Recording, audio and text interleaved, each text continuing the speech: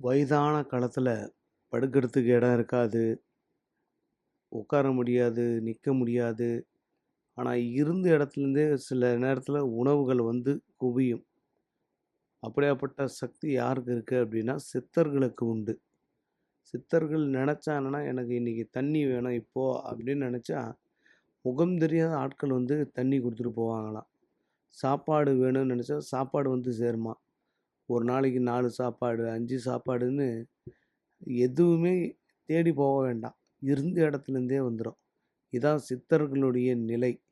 இப்ப நீங்க பார்க்குற ஐயாவும் அதேதான்.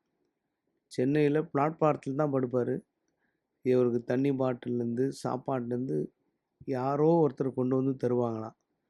அதான் சித்தர்களுடைய நிலை. இவரு டீ சாப்பிடணும்னு நெனச்சா, டீ சாப்பிடுறதுக்கு உண்டான வாய்ப்புகளும் கிடைக்கும். இப்படி கேட்ட இடத்திலே எல்லாம் தரக்கூடிய ஆற்றல் இறைவன் இவர்களுக்கு தந்திருக்கிறார். அப்படின்றது தான் நிஜ உண்மை. இவர்கள் இப்போ ரொம்ப நேரம் உட்கார்ந்திருந்தாலும் முதுகு வலிக்கும். ரொம்ப நாளா படுத்திருந்தாலும் கை, கால் வலிக்கும். இப்படி எல்லா சகிப்புத்தன்மையோடு வாழக்கூடியவர்கள் தான் சித்தர்கள்.